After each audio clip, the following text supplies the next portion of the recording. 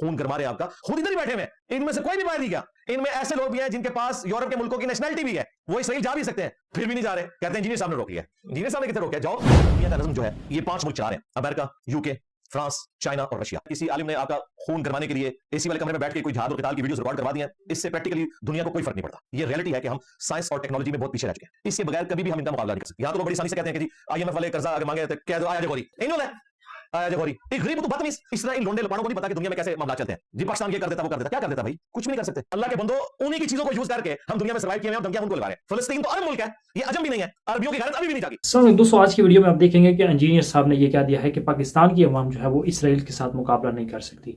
और जो मुफ्ती मुनीबुर रहमान साहब और मुफ्ती तकी उस्मानी साहब, साहिर मीर साहब और इसके अलावा साहिर नकवी साहब जो ये कह रहे हैं, ये फतवे दे रहे हैं कि जिहाद मुसलमानों के ऊपर फ़र्ज हो चुका है, तो ये सिर्फ और सिर्फ अवाम उन्नास को ये कहानियाँ करा रहे हैं। पाकिस्तान में इतनी पावर नहीं है कि वो इसराइल से जंग कर सके। तो इंजीनियर साहब जो है उनका अलग ही बयान है। कातिब फ़िक्र के बड़े बड़े जो उलमा हैं उन्होंने जहाद का ऐलान किया है और जहाद जो है वो हर कलमा को मुसलमान के ऊपर फ़र्ज है। तो इंजीनियर साहब जो है वो बिल्कुल इजमाई उम्मत से हट कर बात करते हैं। तो इंजीनियर साहब का ये कहना है कि पाकिस्तान के पास इतनी जदीद टेक्नोलॉजी नहीं है जितनी जदीद टेक्नोलॉजी इसराइल के पास और अमेरिका के पास है। तो भी लोग अवाम उन्नास को उभारते हैं कि वो इसराइल में जाकर जहाद करें, तो सिर्फ वो उलमा जो है अवाम उन्नास को इस्तेमाल कर रहे हैं। ये हैरानगी वाली बात है, एक तरफ तमाम फ़िक़ा के जो उलमा हैं बड़े बड़े वो एक ही बात पर मुतफ़िक हैं कि जहाद जो है वो फ़र्ज हो चुका है और उम्मत मुस्लिमा को ये कह रहे हैं कि जहाद करना हर मुसलमान कलमा के ऊपर फ़र्ज है। लेकिन इंजीनियर साहब ये कहते हैं कि हम जहाद इसराइल के साथ बिल्कुल नहीं कर सकते क्योंकि हमारे पास जदीद टेक्नोलॉजी बिल्कुल नहीं। इसके अलावा इंजीनियर साहब का ये कहना है कि जितने भी उलमा ये बातें कर रहे हैं तो इनके पास नेशनलिटी भी है इसराइल की, तो वहाँ पर जाकर उनसे जंग क्यों नहीं करते? तो इसराइल में जाकर वहाँ पर इसराइली जो हमारे फ़लस्तीन बहन भाइयों के ऊपर जुल्म कर रहे हैं तो उनके खिलाफ ये जहाद क्यों नहीं करते? और अवाम उन्नास को ये कहते हैं कि आप जहाद करें, खुद ही आगे नहीं होते बल्कि ये अवाम उन्नास को इस बात के ऊपर उभारते हैं कि आप इसराइल जाकर जहाद करें। इस हवाले से मैं चाहता हूँ वीडियो देखें जिससे आपकी उससे बाद हम बात। भाइयों मैंने कई एक वीडियोस में अर्ज किया कि वर्ल्ड वार 2 जो है एक डिसाइसिव जंग थी जिसके बाद से दुनिया का नज़म जो है ये 5 मुल्क चला रहे हैं, अमेरिका, यूके, फ्रांस, चाइना और रशिया। आपस में चाइना और रशिया एक ब्लॉक के अंदर है और अमेरिका और यूरोप के साथ इनकी कोल्ड वार रहती है, लेकिन बिलियंस ऑफ डॉलर्स की तजारत भी ये करते हैं।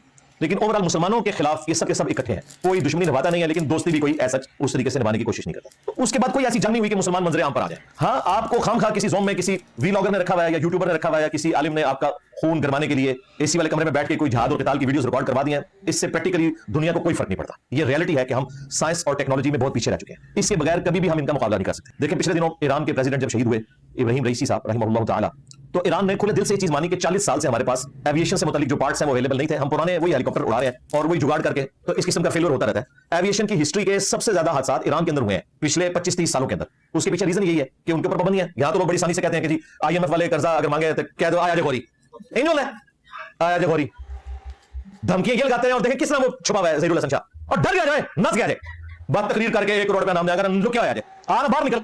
अच्छा मुझे बुला रहा था, मीनार पाकिस्तान को बुलाओ, देखें मेरी कलामत कैसी जाहिर हुई है। एक हफ्ते के अंदर आप लोग को कह रहे मैं तो उधर बैठे हूं, हाँ तेरे पीछे घोष थी ना, तू नस गया डरपोका, हाँ मेरे पीछे अल्लाह तो मैं बैठे हूं 10 केड़ा बड़ा घोष है। हाँ। तो इस तरह नहीं होता भाई दुनिया में। यहां पे भी चंद लोग जो एक प्रोपेगेंडा कर रहे हैं जी पाकिस्तान ने कोई रिस्पांस सही तरीके से नहीं किया, क्या करिए जी, एक गरीब तो बदतमीज। ओ भाई ये सोशल मीडिया से, फेसबुक से और ट्विटर से बाहर निकले, दुनिया बिल्कुल मुख्तलिफ है। जिस तरह एक औलाद को जो मां बाप के पैसों के ऊपर पल रही होती है ना, उसे नहीं पता कि जिंदगी के तल्ख हकायक कितने मुश्किल है, वो जब शादी होती है और जब घर का खर्चा उठाना पड़ता है फिर पता चलता है। इस तरह इन लोंडे लपाड़ों को नहीं पता कि दुनिया में कैसे मामला चलते हैं। जी पाकिस्तान ये कर देता, वो कर देता, क्या कर देता भाई? कुछ भी नहीं कर सकते। आपका बड़ा कहता था ना मैं खुदकुशी कर लूंगा, आईएमएफ नहीं जाऊंगा, तो गया ना वो भी, आज वो ऊपर बैठा होता, उसने भी इसी किस्म का बयान जारी करना था।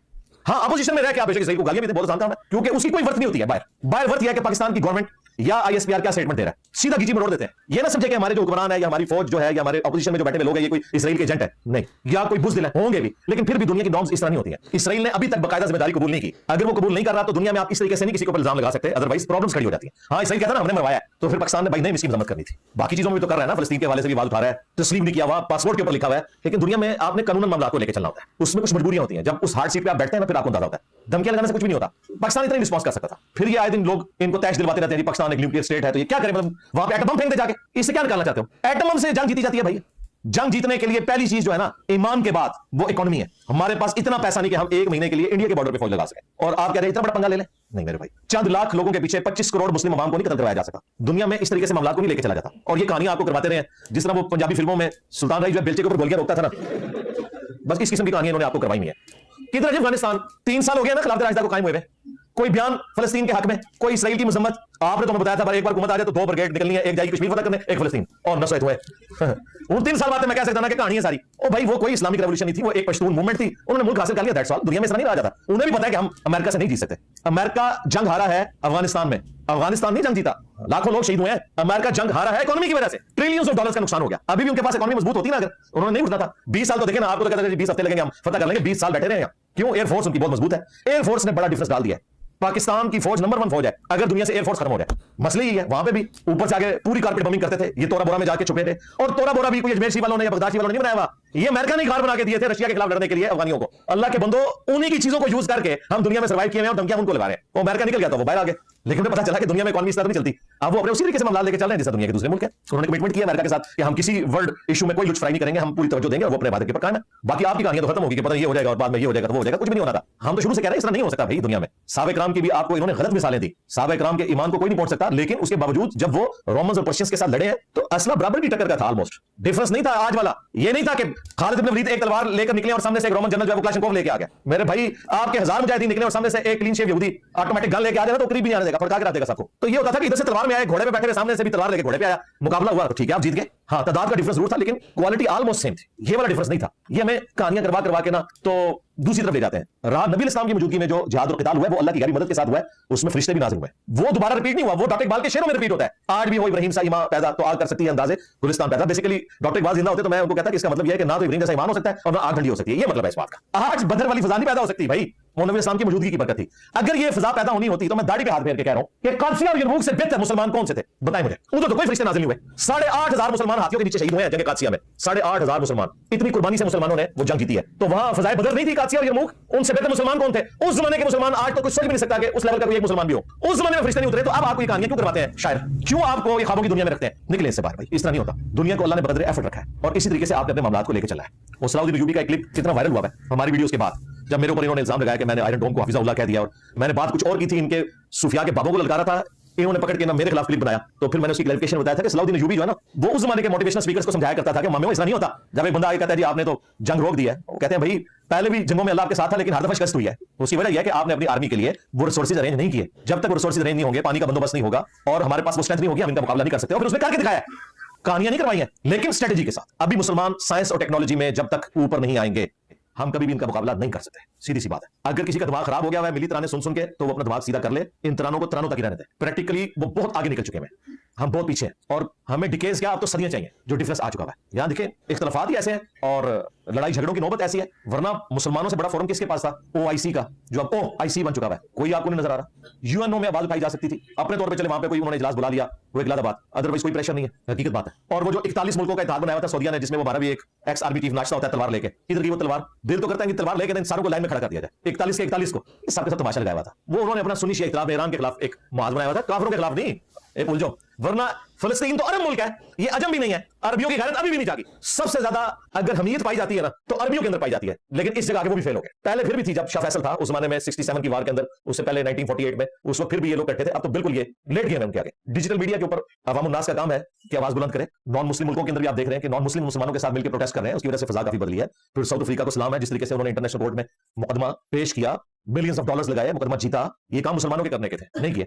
मुसलमानों में से अगर दिलेरी को थोड़ी बहुत बयानात की हद तक दिखाई है तो अर्दगान ने दिखाई है, वो भी सिर्फ बयानात की हद तक। बाकी आपको पता है इन्होंने इसराइल को तस्लीम भी किया है, इनकी तिजारत भी होती है इसराइल से, दोस्ती आ रही है, नेटो में शामिल है, इसलिए वो इस पोजीशन में है कि इस किस्म का बयान दे सकते हैं। अभी हमास के जो इस्माइल हनिया शहीद हुए तो बाई नेम सिर्फ तुर्की ने ही कंडेम किया इसराइल का नाम लेकर, अगरचे इसराइल नहीं ऑन कर रहा है इस चीज को।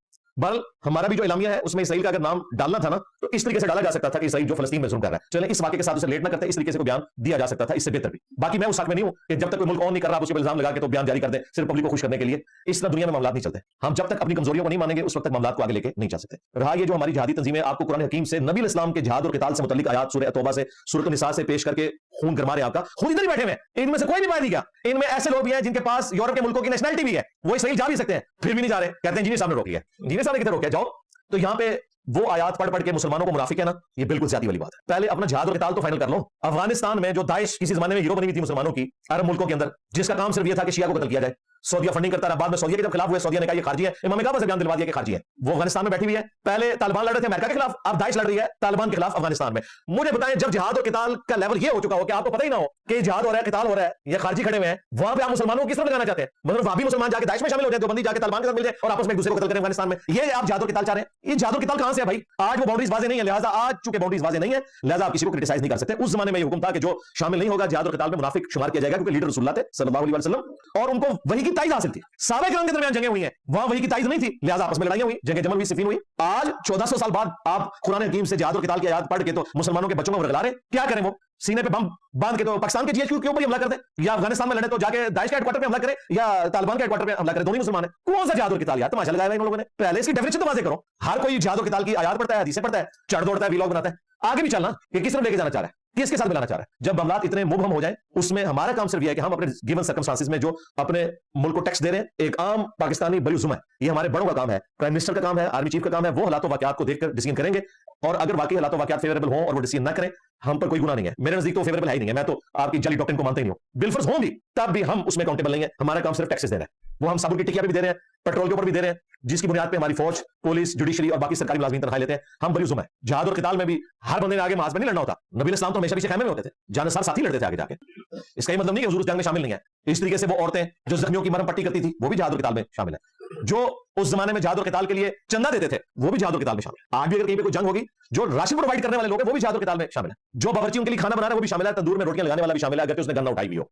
हमारे जो एटॉमिक एनर्जी के इदारे हैं ना, उनके लिए जो स्लोगन यूज होता है, फोर्स बिहाइंड द फोर्सेस, यानी पाकिस्तान की अफवाज के पीछे जो फोर्स है, फोर्स बिहाइंड द फोर्सेस, वो एटॉमिक एनर्जी के इदारे हैं। तो उनमें से कोई वर्दी भी नहीं पहनता, किसी ने कभी गन चलाई नहीं है, वो सारे के सारे अपनी कंट्रीब्यूशन एक फील्ड में कर रहे हैं, तो वो भी शामिल है उसमें। तो इस तरीके से किसी नौजवान को भी कोई वर्गलाया नहीं जाना चाहिए इस हवाले से कि आप इस किस्म की कोई चीज करें। हाँ, जिहाद और किताल पे गुफ्तगू बिल्कुल करनी चाहिए, इससे पीछे हटना मुनाफिकत है। लेकिन उससे बड़ी दहशतगर्दी यह है कि वो तंजीमें जो मुसलमानों का गला काट रही हैं, उनके जिहाद और किताल को आप ग़ज़वे बदर और कादसिया यरमूक के साथ कंपेयर करवा के तो आप वीडियोस अपलोड करें, ये जुल्म करना बंद करें भाई। इधर वो लोग और इधर ये लोग जो दुनिया के कुत्ते बने हुए हैं, एक दूसरे को कत्ल करते हैं, मुसलमानों का गला काटते हैं, एक फिरका दूसरे फिरके को एक्सेप्ट करने के लिए तैयार नहीं है। उसकी प्रैक्टिकल मिसाल आपने देख लिया। इब्राहिम रईसी साहब जब शहीद हुए, ईरान के प्रेसिडेंट, उस वक्त जितने सुन्नी आके इस चीज को कंडेम भी कर रहे हैं ना, तो वो शहीद का लफ्ज और रहीमहुल्लाह नहीं बोल रहे साथ, क्योंकि उन्हें खतरा है कि ये बोला तो लोग यार आपने रहीमहुल्लाह क्यों बोल दिया। अब एक सुन्नी शहीद हुआ है, तो अब रहीमहुल्लाह के साथ तो बोलना था, अब इन्होंने नई कहानी करवा दी, ईरान ने मरवा दिया।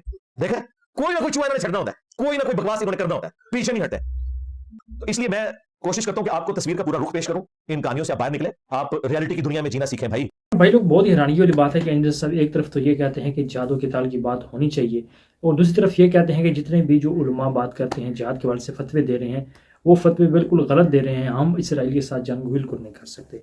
अब यहाँ पर मुझे तो समझ नहीं आ रही इंद्र साहब जो है उनका क्या मौकफ है और वो क्या स्टेटमेंट दे रहे हैं इस हवाले से। होना तो ये चाहिए था, उम्मत मुस्लिमा के जितने भी उलमा हैं वो एक ही प्लेटफॉर्म पर ये आवाज़ बुलंद कर रहे हैं कि हम फ़लस्तीन के हक़ में आवाज़ उठाएंगे, हम जिहाद करेंगे, हर कलमा मुसलमान के ऊपर जिहाद जो है वो फ़र्ज़ है। लेकिन इंजीनियर साहब जो हैं वो अपनी अलग स्टेटमेंट दे रहे हैं कि ये जो उलमा हैं ये सिर्फ़ और सिर्फ अवाम उन्नास को उभारते हैं, अवाम उन्नास को आगे करते हैं और ख़ुद ये पीछे हो जाते हैं। पाकिस्तान के अंदर स्टेजों के ऊपर बैठ कर सिर्फ़ और सिर्फ ये अवाम उन्नास को उभारते हैं, अवाम उन्नास का जो है वो गलत इस्तेमाल करते हैं। इंजीनियर साहब का ये भी कहना है कि जिहाद जो है वो हर कलमा को मुसलमान के ऊपर फ़र्ज़ नहीं है। जितने भी लोग जो हैं वो टैक्स दे रहे हैं, ये टैक्स का जितना भी पैसा है ये हमारा जिहाद के अंदर ही ऐड होता है। और इसके अलावा इंजीनियर साहब का ये कहना है कि ये फ़ौज का काम है कि वो जिहाद करे, यानी कि अवाम उन्नास का ये काम नहीं कि वो जिहाद करे।